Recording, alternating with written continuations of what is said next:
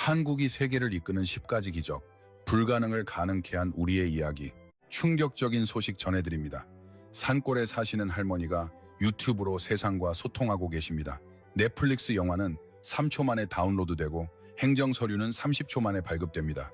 한류 화장품이 샤넬을 제치고 인스턴트 라면이 250억 원어치 팔리며 우리 밥상김이 전 세계 시장의 73%를 차지하고 있습니다. 면적은 세계 107위, 석유 한 방울 나지 않는 나라, 출산율은 세계 최저 수준의 나라, 이 작은 나라가 세계 1위를 무려 10개나 가지고 있습니다. 유엔이 인정하고 세계은행이 기록한 대한민국의 세계 1위 10가지 항목, 반도체부터 김 한 장까지 그 놀라운 이야기를 지금 공개합니다. 시작하기 전에 채널 구독과 좋아요로 자랑스러운 대한민국을 응원해주세요. 여러분, 질문 하나 드리겠습니다. 대한민국이 세계 1위인 것이 몇 개나 있는지 아십니까? 반도체, 배 만드는 것, 그 정도가 떠오르실까요? 오늘은 10가지를 이야기해드리겠습니다. 하지만 그 전에 이 나라의 조건을 먼저 살펴보겠습니다. 면적은 세계 107위입니다. G20이라면 세계에서 경제 규모가 가장 큰 20개국의 모임인데요. 이 G20 10국의 가맹국 중에서 한국은 면적이 가장 작은 나라 중 하나입니다. 바로 위 영국만 해도 한국의 2배 이상이고 1위 러시아는 한국의 170배입니다. 천연자원은 어떨까요? 미국 에너지정보관리국의 자료에 따르면 한국의 석유 매장량은 0입니다. 천연가스도 사실상 없습니다. G20 중에서 석유도 꼴찌, 천연가스도 꼴찌입니다. 출산율은 어떨까요? 1.26명입니다. G20 가맹국 중에서도 최저 수준입니다. 이것도 꼴찌 클래스입니다. 정리하면 이렇습니다. 땅은 작고 자원은 없고 출산율도 낮은 소위 3고가 아닌 3저디 국가라고 할 수 있습니다. 하지만 여러분, 여기서 신기한 일이 벌어집니다. 이 3저 국가가 새로운 기술을 만들기 위해 쓰는 돈, 즉 연구개발 투자 비중은 G20에서 1위인 것입니다. 군사력은 세계 5위이고 국가 신용 등급은 미국과 영국 사이에 있습니다. 이건 도대체 무슨 의미일까요? 면적은 작은데 기술 투자는 1위, 자원은 0인데 수출은 세계 6위. 도대체 어떻게 된 일일까요? 2025년 12월 29일 오후 2시 3분 대한민국의 수출액이 105조 원을 돌파했습니다. 미국, 독일, 중국, 네덜란드에 이어 세계 6위, 프랑스를 앞질렀습니다. 프랑스는 어떤 나라인가요? 인구 800만 명, 국토는 한국의 6배인 나라입니다. 와인, 명품, 관광의 나라 프랑스를 우리가 넘어선 것입니다. 1948년 정부 수립 이후 77년 만의 기록입니다. 도대체 이 작은 나라가 무엇을 만들어 이렇게 많이 팔고 있는 것일까요? 반도체부터 라면까지, 미사일부터 드라마까지, 원자력 발전소부터 김 한 장까지 오늘 그 10가지를 하나씩 보여드리겠습니다. 다만 오늘은 단순히 숫자를 나열하는 데 그치지 않겠습니다. 그 숫자 뒤에 있는 사람들의 이야기까지 함께 전해드리고자 합니다. 여러분과 여러분의 아들, 딸들이 밤을 지새우며 만들어낸 것들, 그리고 그것이 우리의 삶을 어떻게 바꾸었는지까지 함께 살펴보겠습니다. 자, 이제 시작하겠습니다. 첫 번째입니다. 메모리 반도체. 이건 확실한 세계 1위입니다. 여러분, 지금 이 영상을 보고 계시죠? 휴대전화로 보시든 컴퓨터로 보시든 TV로 보시든 이 화면이 움직이려면 안에 기억 장치가 들어있어야 합니다. 사진을 저장하고 앱을 깔고 영상을 재생하는데 절대적으로 필요한 부품입니다. 이걸 메모리 반도체라고 부릅니다. 여러분이 보고 있는 이 화면 속 메모리는 한국 기업이 만든 제품일 확률이 68%입니다. 전 세계에서 만들어지는 메모리 반도체 3개 중 2개 이상을 한국 회사가 만들고 있는 것입니다. 3위인 미국 마이크론이 24%이니 그 격차는 매우 큰 것입니다. 하지만 그것뿐만이 아닙니다. 최근 AI라는 말을 많이 듣죠. 챗 GPT니 자율주행이니 이런 인공지능을 움직이려면 보통 메모리가 아니라 초고속 메모리가 필요합니다. HBM이라고 부르는 것으로 쉽게 말해 컴퓨터의 뇌를 100배 빨리 움직이게 하는 특수장치입니다. 이 HBM 시장에서 한국 기업들을 합치면 80% 이상을 한국이 장악하고 있습니다. 차세대 HBM사는 90%를 넘을 것이라는 예측까지 나오고 있습니다. 이것이 무엇을 의미하는지 간단히 설명해 드리겠습니다. 엔비디아라는 미국 회사가 있습니다. AI 반도체의 왕이라고 불리는 회사인데 이 엔비디아가 쓰는 초고속 메모리를 한국이 만들어주고 있는 것입니다. 왕에게 칼을 납품하는 대장장이가 한국인이라는 말입니다. 한국 회사가 멈추면 전 세계 AI가 멈춥니다. 이건 과장이 아닙니다. 숫자로 확인해 보겠습니다. 2026년 2월 1일부터 열흘간의 반도체 수출만 약 1조 원입니다. 그전 같은 기간보다 137.6%나 급증했습니다. 2배 이상 폭등한 것입니다. 여러분이 잠든 밤에도 여러분의 자녀들이 만든 반도체가 쉬지 않고 세계 곳곳으로 나가고 있는 것입니다. 혹시 아들, 딸 중에 반도체 회사에 다니는 분이 계십니까? 아유, 우리 아들, 우리 딸 야근이 많아서 걱정이야 하셨을지도 모릅니다. 하지만 그 야근의 결과가 이것입니다. 전 세계 AI를 움직이는 심장을 만들고 있는 것이니 자랑스러워 하셔도 좋습니다. 메모리 반도체, 확실한 세계 1위입니다. 두 번째는 LNG선입니다. 여러분 댁에는 도시가스가 들어오죠. 겨울에는 따뜻하게 보일러도 트시고요. 그 가스가 어디서 오는지 아십니까? 중동이나 호주에서 배로 실어 나르는 것입니다. 가스를 영하 163도로 얼려 액체로 만들어 운반하는 특수선박, 이것이 LNG선입니다. 이 배를 만드는 것이 왜 어렵냐고 하면 영하 163도에서 가스가 새지 않도록 특수 탱크를 만들어야 하기 때문입니다. 용접 이음새 하나에서 가스가 새면 배가 폭발할 수도 있습니다. 머리카락 한 올 굵기의 틈도 허용되지 않는 기술인 것입니다. 이 배가 얼마나 큰지 아십니까? 한 척 길이가 300m에서 400m입니다. 축구장 4개를 일직선으로 세워놓은 크기입니다. 이 거대한 배의 구석구석 수만 개의 용접 이음새가 모두 완벽해야 하는 것입니다. 이 LNG선 시장에서 한국은 2025년에 발주된 37척 중 32척을 수주했습니다. 86.5%입니다.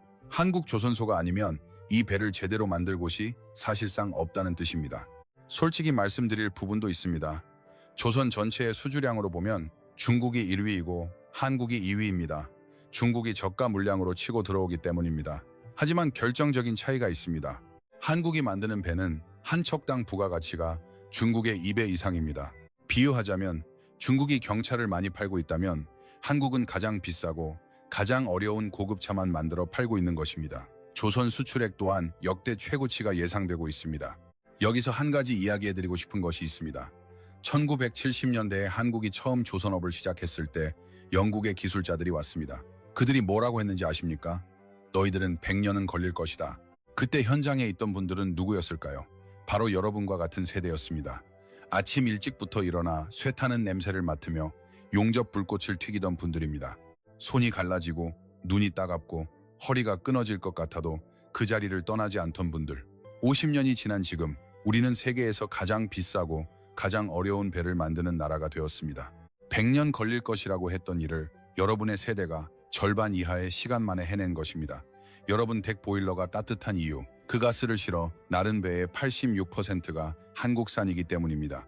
한국이 멈추면 AI도 멈추고 가스도 운반할 수 없습니다. 이것이 지금 대한민국의 위상입니다. 세 번째와 네 번째는 묶어서 이야기해드리겠습니다. 이 이야기의 공통점은 무엇이냐 하면 기술이 우리의 일상을 얼마나 편리하게 바꾸었는가 하는 것입니다. 여러분, 시골에 사시는 친척분들 계시죠? 강원도든 전라도든 지리산 깊은 산골 오지든 요즘은 그쯤에서도 유튜브 쾌적하게 잘 보이죠? 손주들과 영상통화 끊기지 않고요. 이건 당연한 일이 아닙니다. 2019년 4월 3일 한국은 세계 최초로 5G를 상용화했습니다. 미국보다 몇 시간 빨랐습니다. 지금 한국의 개인 모바일 속도는 세계 1위입니다. 영국의 시장조사기관 오픈 시그널이 확인한 사실입니다. 보급률도 국민 10명 중 8명 이상이 5G를 사용하고 있고 전국 인구 커버율은 97%에 달합니다. 97%는 무슨 의미냐 하면 강원도 인구 50명 사는 산골 마을에서도 5G가 터진다는 말입니다. 서울 도심 한가운데든 산골 오지든 똑같은 속도로 인터넷을 쓸 수 있는 것입니다. 실제로 72세 할머니가 산골에서 유튜브 라이브 방송을 하고 있습니다. 김치 담그는 법을 4K 화질로 전 세계에 가르치고 있는데 프랑스에서 미국에서 실시간으로 댓글이 달립니다. 로딩 중 표시를 한 번도 경험한 적이 없다고 하십니다. 뉴욕 맨해튼 지하철에서도 끊기는 인터넷이 한국의 산골 오지에서는 끊기지 않는 것입니다. 서울에 사는 할머니도 시골에 사는 할머니도 세계와 같은 속도로 연결되는 나라. 나이가 몇 살이든 어디에 살든 소외되지 않는 나라. 이것이 대한민국입니다. 다음은 전자정부입니다. 여러분 모바일 신분증 앱 써보신 적 있으시죠? 주민등록등본, 가족관계증명서, 사업자 등록증. 스마트폰 하나만 있으면 몇 번 클릭해서 집에서 다 인쇄할 수 있죠? 편의점 무인 발급기 앞에 서면 모바일 신분증 넣고 화면 몇 번 터치하는 것만으로 서류가 나옵니다. 30초면 끝납니다. 이게 당연하게 보이십니까? 미국에서 같은 서류 하나 떼려면 최소 일주일은 걸립니다. 줄 서야 하고 담당자 기다려야 합니다. 한국에서는 심야 2시에도 스마트폰 하나만 있으면 모든 행정 업무가 가능합니다. 유엔의 전자정부 발전 지수에서 한국은 2010년부터 15년 이상 최상위권을 유지하고 있습니다. 와이포의 글로벌 혁신 지수에서도 정부 온라인 서비스 부문 세계 1위를 기록했습니다. 미국에서 30년 살다 귀국하신 분이 이런 말을 했습니다. 미국에서는 서류 한 장 떼는데 하루가 걸렸는데 한국에서는 30초면 끝난다. 이건 단순히 종이가 아니라 시간이다. 국민에게 시간을 되찾아주는 나라다. 여러분, 가만히 생각해 보십시오. 병원 예약도 앱으로, 은행 업무도 앱으로, 택배는 시키면 다음날 현관 앞에 도착합니다. KTX 타면 서울에서 부산까지 2시간 반입니다. 어디 가서 줄 서느라 하루를 낭비할 일이 없는 나라. 우리는 이걸 당연하다고 생각하지만 세계에서 보면 전혀 당연한 일이 아닙니다. 네 번째는 로봇 밀도입니다. 로봇 밀도란 무엇이냐 하면 공장에서 일하는 사람 일만 명당 산업용 로봇이 몇 대 있는지 세는 것입니다. 국제로봇연맹 IFR의 조사 결과 한국은 1만 명당 0대로 세계 1위입니다. 세계 평균이 151대이니 약 6.6배입니다. 한국의 반도체 공장이나 자동차 생산 라인에 가면 사람보다 로봇이 더 많습니다. 로봇은 밤낮 없이 부품을 집어올리고 불꽃이 튀는 위험한 용접 작업을 로봇이 대신합니다. 사람은 더 안전한 곳에서 일할 수 있게 된 것입니다. 실제로 자동차 공장에서 철판이 떨어질 때 안전 로봇이 작업자를 밀쳐내 목숨을 구한 사례도 있습니다. 로봇이 사람의 생명을 지킨 것입니다. 여기서 중요한 맥락이 하나 있습니다. 아까 출산율이 1.2, 6명이라고 이야기해드렸죠? 인구가 줄어들고 있습니다. 사람이 없어지면 나중에 다 무너지는 것 아니냐고 걱정되시죠? 하지만 한국은 이 위기를 기술로 극복하려고 하고 있습니다. 사람이 귀해졌기에 로봇과 AI가 그 빈자리를 메우는 전략을 택한 것입니다. 미국 포브스지가 이걸 보고 뭐라고 했는지 아십니까? 로봇 혁명이라고 불렀습니다. 사람이 부족하다고 주저앉는 것이 아니라 생각의 틀 자체를 바꿔버린 나라라고 말입니다. 위기를 그저 위기로만 보지 않고 기회로 바꾸는 것. 이것이 한국이 항상 해왔던 일입니다. 여러분, 정리하면 이렇습니다. 산골 오지에서도 손주들과 영상통화가 끊기지 않고 서류 한 장 떼느라 하루를 낭비할 일도 없으며 공장에서의 위험한 일은 로봇이 대신합니다. 3초 만에 영화가 다운로드되고 30초 만에 행정 서류가 발급되며 공장에서는 로봇이 사람의 생명을 지킵니다. 한국은 국민에게 시간과 안전을 되찾아주는 나라입니다. 다섯 번째입니다. 이번에는 원자력 발전소 이야기를 해보겠습니다. 원전이라고 하면 조금 어렵게 느껴지시죠? 하지만 이건 우리의 삶과 아주 가까운 이야기입니다. 여러분 댁에는 전기가 들어오죠? 지금 이 영상을 보고 있는 그 TV, 겨울에 따뜻하게 켜는 그 전기장판, 냉장고, 세탁기, 이 전기의 31.7%가 원자력으로 만들어집니다. 우리 집 전기 거의 3분의 1입니다. 원자력 발전소를 건설할 수 있는 나라가 세계에 몇 개 있는지 아십니까? 단 6개국입니다. 한국, 미국, 프랑스, 러시아, 중국, 캐나다 193개국 중 6개국밖에 못하는 기술입니다. 이건 로켓을 쏘아 올리는 것만큼이나 어려운 일인 것입니다. 원전 하나 짓는데 보통 수조 원이 들어갑니다. 하지만 같은 원전이라도 나라마다 드는 비용이 다릅니다. 여러분, 아파트 짓는 것을 생각해 보십시오. 같은 평수의 아파트를 짓는데 어떤 건설사 A는 1,000억 원을 요구하고 어떤 건설사 B는 500억 원에 지어주겠다고 합니다. 내진 설계도 똑같고 마감재도 똑같고 하자 보증도 똑같습니다. 여러분이라면 어느 쪽을 선택하시겠습니까? 당연히 500억 원 쪽입니다. 원전도 마찬가지입니다. 전기를 만드는 데 드는 비용을 비교하는 방법이 있습니다. 쉽게 말해 원전의 가성비를 평가하는 성적표 같은 것입니다. 점수가 낮을수록 싸고 잘 짓는다는 의미입니다. 한국은 43.4점이었습니다. 프랑스는 80.7점, 미국은 85.5점입니다. 여러분, 이걸 장보기로 비유해 봅시다. 똑같은 배추 한 포기를 사는데 프랑스 시장에서는 800원에 사야 하고 미국 시장에서는 850원에 사야 합니다. 하지만 한국 시장에 오면 430원입니다. 배추 품질은 완전히 똑같습니다. 오히려 한국 배추가 더 싱싱합니다. 여러분이라면 어디서 사시겠습니까? 지금 전 세계가 이 계산을 하고 있습니다. 똑같은 원전인데 한국이 절반 가격에 지어준다. 품질은 오히려 더 좋다. 세계가 한국 원전에 줄을 서는 이유가 바로 이것입니다. 그래서 수주를 따올 수밖에 없었던 것입니다. 2024년 7월 유럽 한가운데 있는 체코라는 나라가 새 원전을 짓겠다고 발표했습니다. 입찰에는 프랑스가 나왔습니다. 원자력의 원조라고 불리는 나라죠. 원전 강국 프랑스. 그 프랑스와 한국이 맞붙었습니다. 결과는 어떻게 되었을까요? 한국이 이겼습니다. 체코 정부가 한국을 선택한 것입니다. 계약 규모는 2.4조 원에서 2.6조 원, 한국형 원전 2기를 수출하게 되었습니다. 이게 처음이 아닙니다. 그 전에 UAE 원전도 한국이 지었습니다. 사막 한가운데 기온이 50도까지 올라가는 아랍에미리트에 한국 기술자들이 들어가 원전을 지은 것입니다. 체코까지 포함하면 두 번째 해외 수출입니다. 여기서 큰 그림을 볼 필요가 있습니다. 현재 세계 신규 원전의 90%는 러시아와 중국이 짓고 있습니다.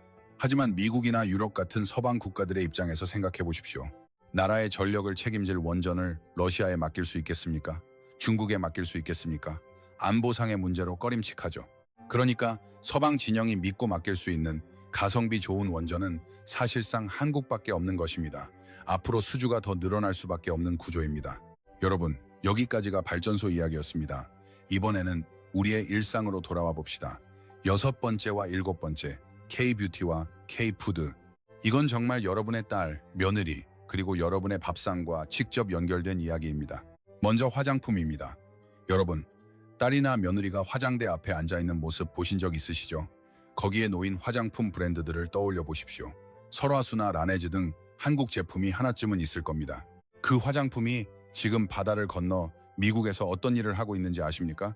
샤넬을 제치고 있습니다. 디올을 제치고 있습니다. 랑콤을, 에스티로더를 앞지르고 있습니다. 2023년 한국 화장품 수출액은 1.7조 원을 기록했습니다. 역대 최고치입니다. 전 세계 화장품 수출 랭킹에서 프랑스에 이어 2위입니다. 샤넬의 나라, 디올의 나라, 향수의 나라, 프랑스 바로 뒤에 한국입니다.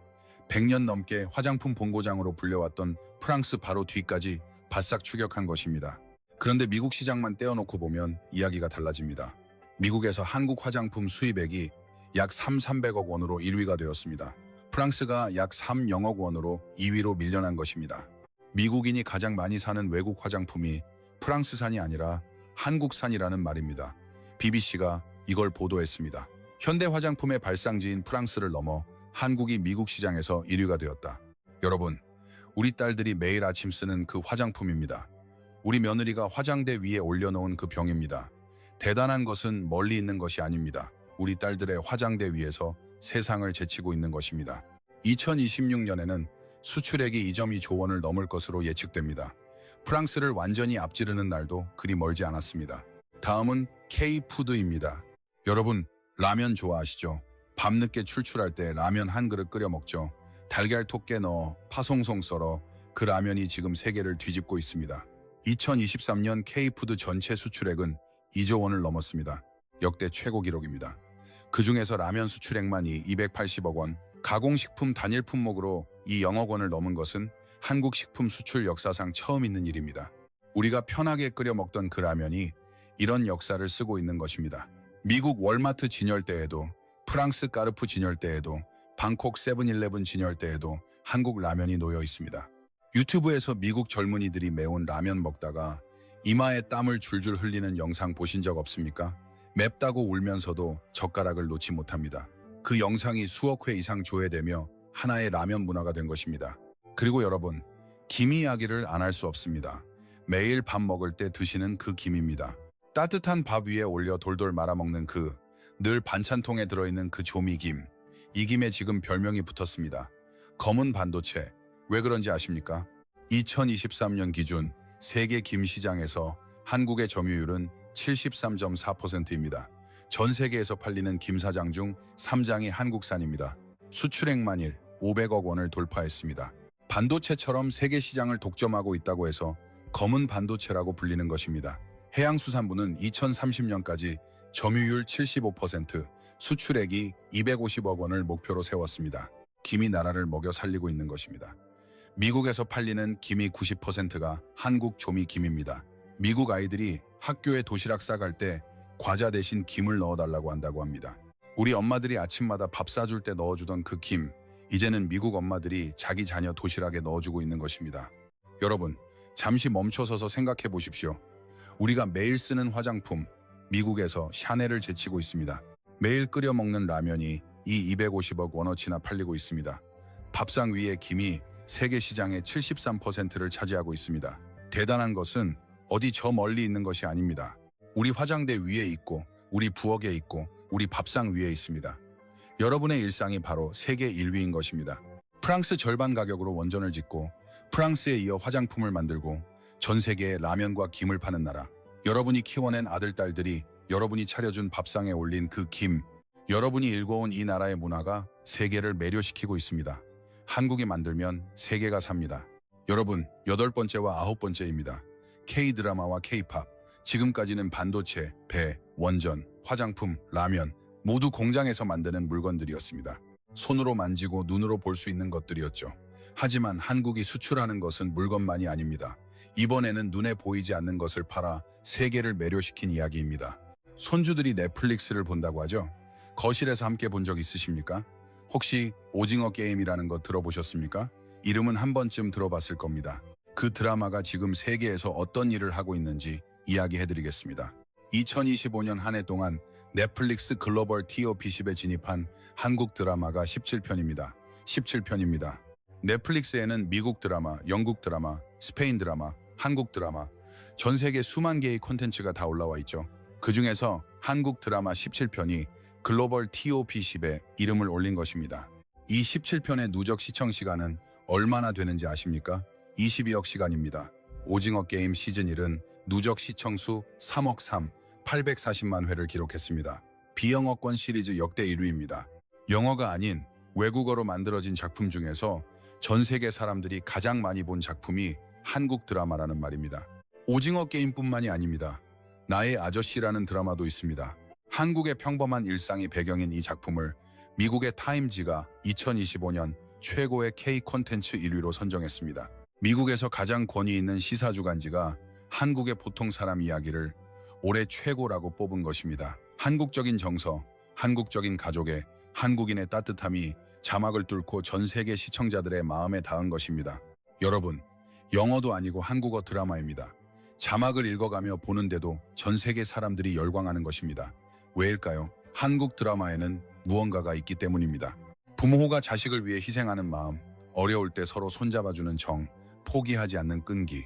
이 모든 것은 여러분이 살아오시면서 자녀들에게 보여주었던 것들이죠. 여러분이 물려준 그 마음이 드라마 속에 녹아들어 세계를 감동시키고 있는 것입니다. K-팝도 살펴보겠습니다. 손주들이 좋아하는 아이돌 그룹 있나요? BTS, 블랙핑크, 뉴진스. 이름은 잘 몰라도 손주들이 신나서 이야기하는 것을 들어본 적 있으실 겁니다. 콘서트 간다고 들떠하는 모습도 보셨을 테고요. 그 아이들이 해외에서 무엇을 하고 있는지 이야기해드리겠습니다. 2023년 전 세계 앨범 판매량 1위는 BTS였습니다. 2위는 스트레이키즈였습니다. 테일러 스위프트나 비욘세 같은 미국 슈퍼스타들을 제치고 1위와 2위를 한국 아티스트가 차지한 것입니다. 비영어권 국가 중 음악 수출 파워는 세계 1위입니다. 연예기획사가 버는 돈의 절반 이상이 해외에서 옵니다. 우리 자녀들의 노래가 60개국 이상에서 울려 퍼지고 있는 것입니다. 여러분, 혹시 아들, 딸들이 콘서트 간다고 했을 때 그게 뭐가 좋으냐고 말씀하신 적은 없으십니까? 하지만 그 콘서트장에서는 미국 젊은이가, 일본 학생이, 프랑스 어린이가, 브라질 소녀가 한국어로 대합창을 하고 있는 것입니다. 가사를 한국어로 외워서 함께 부르고 있는 것입니다. 여러분의 손주들이 좋아하는 그 아이돌이 세계 무대에서 대한민국의 이름을 알리고 있는 것입니다. 하지만 여러분, 드라마나 음악은 단순히 돈만 벌어오는 것이 아닙니다. 정말 놀라운 일은 그 다음에 벌어졌습니다. 한국어를 배우는 외국인이 12년간 13배 증가했습니다. 780만 명입니다. 780만 명이 한글, 우리 선조들이 만들어낸 그 글자를 배우고 있는 것입니다. 프랑스 어떤 고등학교에서는 전교생 600명이 한국어 수업을 신청했다는 기록도 있습니다. 프랑스입니다.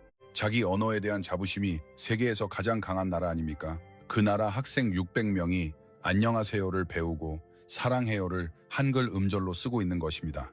여러분이 자녀를 키우시면서 한글을 가르치셨죠? 가나다 하면서 연필 쥐어주고 받아쓰기 공부 봐주고 동화책 읽어주셨죠? 그 한글, 여러분이 자녀에게 물려준 그 언어가 지금 바다를 건너 프랑스 교실에서 600명의 학생들을 매료시키고 있습니다. 문화 콘텐츠 수출 전체를 합치면 연간 1.9조 원을 넘습니다. 반도체가 세계의 뇌를 사로잡았다면 드라마와 음악은 세계의 마음을 사로잡았습니다. 공장에서 만든 물건만 수출하는 나라가 아닙니다. 이야기를 수출하고 노래를 수출하고 감동을 수출하는 나라. 그것이 지금의 대한민국입니다. 여러분이 키워낸 아들, 딸들이 만든 드라마가 60개국에서 1위가 되고 있습니다. 여러분의 손주들이 사랑하는 음악이 세계 앨범 1위와 2위를 차지했습니다. 여러분이 가르쳐준 한글을 780만 명의 외국인이 배우고 있습니다. 반도체나 배만 잘 만드는 나라가 아닙니다. 세계의 마음을 움직이는 일. 여러분의 아들, 딸, 손주들의 세대가 만들어낸 또 하나의 기적입니다. 여러분, 10번째입니다. 마지막입니다. 이번에는 한국을 지키는 힘과 미래를 준비하는 힘을 함께 살펴보겠습니다. 이 두 가지가 합쳐져야 비로소 국가가 완성되는 것이니까요. 먼저 나라를 지키는 힘부터 보겠습니다. 국방력입니다. 글로벌 파이어파워, 글로벌 파이어파워라는 기관이 있습니다. 전 세계 145개국의 군사력을 매년 평가해서 순위를 매기는 곳인데요. 2026년 1월에 발표된 최신 자료에서 한국은 세계 5위를 기록했습니다. 1위 미국, 2위 러시아, 3위 중국, 4위 인도, 5위 한국, 3년 연속 5위를 유지하고 있습니다. 여기서 정말 중요한 것을 볼 필요가 있습니다. 상위 5개국을 보십시오. 미국, 러시아, 중국, 인도, 이 네 나라의 공통점이 무엇이라고 생각하십니까? 모두 핵무기를 보유한 국가들입니다. 핵 보유국입니다. 하지만 5위 한국은 핵무기를 가지고 있지 않습니다. 핵무기 없이 재래식 전력만으로 세계 5위. 이건 정말 대단한 일입니다. 2013년만 해도 한국은 9위였습니다. 여기서 한 단계, 또 한 단계 올라온 것입니다. 우리 국군이 얼마나 열심히 준비해 왔는지 보여주는 숫자입니다. 한국의 미사일 이야기를 해보겠습니다. 현재 한국이 보유한 미사일은 600발이 넘습니다. 재래식 미사일 보유량으로는 세계에서 가장 많습니다. 그 중에는 현무사 미사일 같은 강력한 미사일도 있습니다. 이 미사일은 정교한 타격 능력과 압도적인 위력을 자랑하며 세계적으로도 손꼽히는 재래식 미사일입니다. 이 기술은 하루아침에 나온 것이 아닙니다. 1974년 한국이 처음 만든 미사일은 작은 미사일이었습니다. 거기서 시작해서 50년 가까이 한 걸음 한 걸음 쌓아온 것입니다. 초기의 미사일부터 현재의 최첨단 미사일까지 우리 연구원들이 수십 년을 매달려 만들어낸 결과입니다. 여러분, 우리 아들들이 군대에 가죠? 힘들었을 겁니다. 겨울에는 춥고 여름에는 덥고 집이 그립고 밥이 그립고 하지만 그 군대가 지금 세계 5위 군대입니다. 여러분의 아들이 복무한 그 군대가 핵무기 하나 없이 세계 5위의 국방력을 지키고 있는 것입니다.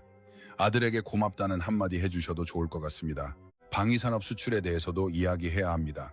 2025년 방산장비 수출액은 약 2조 원으로 역대 최고치를 기록했습니다. K2 전차와 K9 자주포를 수출했습니다. 자주포는 스스로 움직이면서 포를 쏠 수 있는 장갑차입니다. 이 K9이 지금 세계 자주포 시장에서 가장 많이 팔리는 제품입니다. 한화디펜스, 한국항공우주 KI, 현대로템, LIG 넥스원, 이 방산 관련 4개 기업의 합산 매출액은 4조 원을 돌파했습니다. 전년보다 32%나 뛰어오른 것입니다. 세계 방산 기업 TOP 100에 한국 기업이 4개나 이름을 올렸습니다. 우리가 만든 전차와 자주포가 유럽 한가운데 폴란드 평원을 달리고 있습니다. 우리 기술자들이 만든 무기가 다른 나라의 안보를 지켜주고 있는 것입니다. 무기를 사오는 나라가 아니라 파는 나라가 되었습니다. 이것만으로도 격세지감이 느껴지지 않습니까? 여러분, 여기까지 국방력이었습니다. 이번에는 미래를 준비하는 힘을 보겠습니다. 이것이 오늘 이야기 중에서 가장 중요할지도 모릅니다. 국방력은 오늘을 지키는 힘이지만 연구개발은 내일을 여는 힘이니까요. 한국이 새로운 기술을 만드는데 얼마나 돈을 쓰고 있는지 아십니까? 우리나라가 1년 동안 버는 돈, 즉 GDP 중에서 연구개발에 쏟아붓는 비중은 4.93%입니다. G20 19개국 중에서 1위입니다. 2위는 미국인데 미국보다 1.47%나 높습니다. 이건 무슨 의미냐 하면 한국의 대기업 하나만 해도 연간 연구개발 투자가 수조 원에 달한다는 말입니다. 이 금액은 웬만한 나라의 1년 국가 예산보다도 큰 것입니다. 대기업뿐만이 아닙니다. 삼성, 현대, LG, 한화. 한국의 대기업들이 자기 돈으로 자기들의 미래를 걸고 기술 개발에 투자하고 있는 것입니다. 정부에서 시켜서 하는 것이 아니라 기업이 스스로 하고 있습니다. 특허도 살펴보겠습니다. 인구 100만 명당 특허 출원은 3년건으로 세계 1위입니다. 미국보다, 일본보다, 중국보다 많습니다. 대기업만 연구하는 것이 아닙니다. 65세 중소기업 사장님이 친환경 포장재를 개발해서 5개국에 수출하고 있다는 이야기도 있습니다. 나이는 숫자에 불과하고 아이디어는 습관이다 라고 말씀하시면서 여러분의 세대도 아직 현역인 것입니다.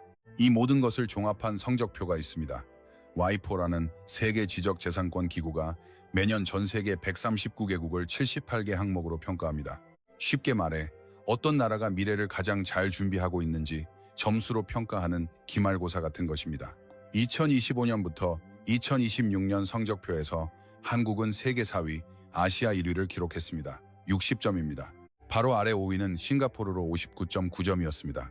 0.1점 차이로 앞질렀습니다. 싱가포르가 얼마나 대단한 국가인지 아십니까? 면적은 서울보다 작고 인구는 560만 명밖에 안 되지만 세계에서 가장 돈 잘 버는 나라 중 하나입니다. 전 세계 기업들이 아시아 본부를 싱가포르에 둘 정도로 똑똑한 나라입니다. 그 나라를 한국이 넘어선 것입니다. 일본은 어떨까요? 12위입니다. 한국과는 8단계나 순위 차이가 납니다. 1970년대, 80년대에는 한국 기업들이 소니 기술을 배우러 가고 도요타 공장을 견학하러 다녔습니다. 그때 선생님이었던 나라가 이제는 8단계나 아래에 있는 것입니다. 중국은 10위권 바뀐 12위입니다. 인구 14억의 나라에서 천문학적인 돈을 쏟아붓고도 한국을 따라잡지 못하고 있습니다. 그리고 2025년 10월 1일 한국 정부가 결단을 내렸습니다. 특허청을 장관급 부처인 지식재산부로 격상했습니다. 기술과 아이디어를 국가적인 차원에서 지키고 키우겠다는 선언이었습니다. 이 뉴스를 듣고 와이포에 탄 사무총장이 직접 서울로 날아왔습니다. 세계 지식재산의 최고 수장입니다. 그가 서울에 도착해서 한 말이 있습니다. 한국이 지식재산부를 창설한 것은 세계 혁신 생태계의 역사적인 사건이다. 스스로 와서 인정한 것입니다. 다른 나라에는 하지 않았던 말을 한국에 해준 것입니다. 특히 이 성적표 중에서 인적 자본 및 연구라는 분야가 있습니다. 쉽게 말해 그 나라 사람들의 실력을 평가하는 항목입니다. 한국은 7년 연속 세계 1위를 기록했습니다. 2019년부터 2025년까지 한 번도 1위를 내준 적이 없습니다. 올림픽에서 7연패하는 것만큼 어려운 일입니다. 사람의 실력이 세계 1위라는 말입니다. 여러분, 정리해보겠습니다. 핵무기 없이 세계 5위의 국방력을 유지하고 있습니다. 최첨단 미사일은 세계 최고 수준입니다. 방산 장비 수출은 역대 최고치를 기록했습니다. 연구개발 투자는 G20에서 1위, 특허 출원율은 세계 1위, 혁신 지수는 아시아 1위입니다. 사람의 실력을 평가하는 항목에서 7년 연속 세계 1위를 놓치지 않고 있습니다. 스스로를 지키는 힘과 미래를 준비하는 힘, 칼과 펜을 동시에 쥔 나라, 인구 1억 명 이하의 나라 중 이 두 가지를 동시에 가진 나라는 한국이 유일합니다. 여러분, 오늘 10가지 항목을 보셨습니다. 반도체, 조선, 오지, 전자정부, 로봇, 원전, 화장품, 라면과 김, 드라마와 음악, 그리고 국방력과 연구개발까지. 면적 107위, 자원 0, 출산율, 세계 최저 수준의 나라가 이걸 해냈습니다. 그러면 한 가지 의문이 남습니다. 도대체 이 나라는 어떻게 여기까지 왔을까요? 그 답을 세계은행이 제시합니다. 2024년 세계은행이 300페이지에 달하는 보고서를 발표했습니다. 중진국 함정에 관한 보고서입니다. 중진국 함정이란 무엇이냐 하면 어떤 나라가 어느 정도까지 성장한 후 더 이상 나아가지 못하고 정체해버리는 현상입니다. 쉽게 비유해봅시다. 학창시절에 반에서 중간 정도 하는 학생이 있죠. 열심히 공부해서 중간까지는 올라왔는데 거기서 상위권으로 올라가지 못하는 것입니다. 공부 방법을 바꿔야 하는데 바꾸지 못하는 것입니다. 나라도 마찬가지입니다. 노동 비용은 올랐는데 기술은 선진국 수준에 도달하지 못해서 싼 것을 팔기에는 인건비가 비싸고 비싼 것을 팔기에는 품질이 부족한 이러지도 저러지도 못하는 상태에 갇혀버리는 것입니다. 현재 108개국이 이 함정에 빠져 있습니다. 세계 인구의 75%, 약 60억 명이 이 함정 속에서 살고 있습니다. 세계은행은 경고했습니다. 중국은 앞으로 10년이 지나도, 인도네시아는 70년, 인도는 75년이 지나도 미국 1인당 소득의 25% 수준에 겨우 도달할 것이라고, 즉 대부분의 나라가 이 함정에서 평생 헤어나오지 못한다는 것입니다. 하지만 이 300페이지 보고서에서 세계은행은 단 한 국가를 집중해서 다뤘습니다. 사우디아라비아처럼 석유로 더 돈을 번 나라, 칠레처럼 구리 팔아 중위권에 올라온 나라, 폴란드처럼 유럽연합의 도움으로 성장한 나라, 이런 사례들은 있습니다. 하지만 자력으로 완전히 선진국 대열에 합류한 나라, 졸업장을 받아든 나라는 108개국 중 단 하나뿐이라고 말했습니다. 대한민국입니다. 유일한 졸업생입니다. 세계은행은 한국이 어떻게 졸업했는지를 3단계로 분석했습니다. 1단계, 종잣돈 만들기. 여러분 1965년을 기억하십니까? 한일 기본조약으로 5억 달러의 경제협력 자금이 제공되었습니다. 베트남 전쟁. 우리 젊은이들이 먼 전선에 나가 9년간 벌어온 외화가 약 50억 달러입니다. 목숨 걸고 벌어온 종잣돈이었습니다. 경부고속도로를 닫고 소양강 댐을 건설했습니다. 나라의 뼈대를 만든 것입니다. 여러분의 세대가, 여러분의 아버지 세대가 피땀으로 일궈낸 미천이었습니다. 2단계, 기술 배우기. 1970년대 자동차 산업은 어땠는지 아십니까? 도요타나 포드가 보내주는 부품을 조립하는 것이 전부였습니다. 조립 공장이었습니다. 남의 기술로 남의 제품을 만드는 수준이었던 것입니다. 하지만 한국은 거기서 멈추지 않았습니다. 외국의 기술을 배우면서 하나씩 우리 것으로 만들어갔습니다. 그리고 3단계, 여기서 결정적인 일이 벌어집니다.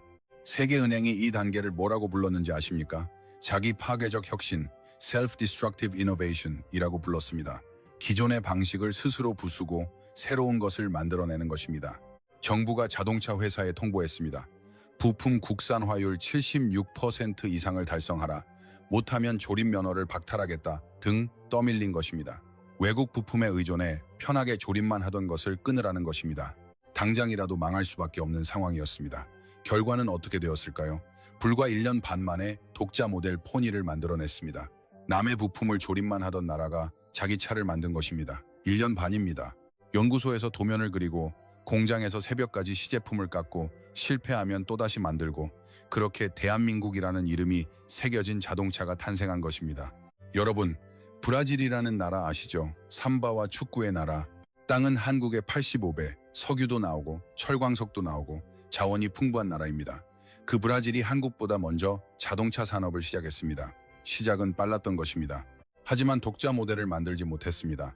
폭스바겐, 피아트가 시장을 잠식했고 브라질은 지금도 중진국 함정에 갇혀 있습니다. 같은 출발선이었습니다. 한국은 졸업했고 브라질은 남았습니다. 차이는 무엇이었을까요? 위기 앞에 기존의 것을 부수고 새로운 것을 만들 용기가 있었는가 없었는가, 이 차이 하나였습니다. 여러분, 그 포니를 만들던 시절 공장에서 일하던 분들은 누구였을까요? 용접봉을 쥐고 프레스기를 돌리고 쇠타는 냄새 속에서 밤을 지새우던 분들. 지금 이 영상을 보고 계시는 여러분의 세대입니다. 세계은행은 이렇게 쓰고 있습니다. 한국의 도약은 단순한 경제성장이 아니라 국가의 운명을 바꾼 사건이다. 여러분, 여기까지 오니 한 가지 보이는 것이 있을 것입니다. 오늘 이야기해드린 10가지 세계 1위. 이것들은 제각각 떨어져 나온 것이 아닙니다. 모두 연결되어 있습니다. 종잣돈을 모으고 기술을 배우고 우리 것으로 만든 3단계 도약의 결과인 것입니다. 제철소의 쇠가 조선소의 배가 되고 반도체 기술이 스마트폰이 되고 그 스마트폰으로 오지가 시작되고 오지 위에서 드라마가 전 세계로 퍼져나간 것입니다. 하나가 다음 하나를 만들어냈습니다. 다만 솔직히 말씀드려야 할 부분도 있습니다. 출산율 1.26명, 이것은 미래의 가장 큰 걱정거리입니다. 아이가 태어나지 않으면 공장에서 일할 사람도, 연구실에서 기술을 만들 사람도, 군대에서 나라를 지킬 사람도 줄어들 것입니다. 방심하면 지금의 1위도 내일은 알 수 없습니다. 중국의 추격은 거세고 기술 전쟁은 더욱 치열해질 것입니다. 하지만 여러분, 이 나라가 위기 앞에 무너진 적이 있었습니까? 1953년 이 나라의 1인당 국민소득은 67달러였습니다. 세계에서 가장 가난한 나라 중 하나였습니다. 그때 이 땅에서 일어선 사람들이 있습니다. 조선소에서 아침 일찍 일어나 쇠 냄새 속에서 배를 만들던 사람들, 연구실에서 수백일 밤낮 없이 집에 돌아가지 못하고 현미경 앞에 앉아 반도체를 깎던 사람들, 밭에서 해 뜨기 전에 나가 해진 후에 돌아오며 허리 한번 펴지 못하고 자녀 학비를 벌던 사람들, 교실에서 분필 가루를 뒤집어 쓰며 아이들을 가르치고 이 나라의 미래를 키워낸 사람들, 그분들이 만들어낸 결과는 무엇입니까? 수출액 세계 6위입니다. 반도체로 전 세계 AI를 움직이고 있습니다. 만든 배가 세계 바다의 86%를 항해하고 있습니다. 산골 오지에서도 오지가 터지고 서류 한 장이 30초면 나옵니다. 공장에서는 로봇이 사람을 지키고 절반 가격으로 원전을 지어 유럽에 수출합니다. 만든 드라마가 60개국에서 1위가 되고 만든 라면이 250억 원어치 팔리며 밥상 김이 세계 시장의 73%를 차지하고 만든 화장품이 프랑스를 제치고 있습니다. 핵무기 없이 세계 5위의 국방력을 유지하고 연구개발 투자는 G20에서 1위입니다. 그리고 세계은행은 이 나라를 108개국 중 유일하게 중진국 함정을 탈출한 나라로 기록했습니다. 67달러의 나라를 100조 원의 나라로 만든 사람들. 세계은행이 기적이라고 부른 이 이야기의 주인공은 어디 저 위대한 누군가가 아닙니다. 새벽에 일어나 공장으로 향했던 여러분이며 논밭에 나가 허리를 굽혔던 여러분이며 자녀들에게 밥을 차려 학교에 보내주었던 여러분입니다. 한국은 항상 위기를 기회로 바꿔온 나라입니다. 전쟁의 잿더미도 이겨냈고 오일 쇼크도 이겨냈고 코로나도 이겨냈습니다. 반도체로 압박받으면 또다시 일어설 것입니다. 출산율이 낮으면 로봇과 기술로 메울 것입니다. 왜냐하면 이 나라에는 위기 앞에 포기하지 않는 사람들이 살고 있기 때문입니다. 그 피가 여러분으로부터 아들, 딸, 손주들에게로 흐르고 있기 때문입니다. 오늘 이야기가 마음에 남으셨다면 대한민국 파이팅! 이라는 댓글 하나만 남겨주세요. 감사합니다.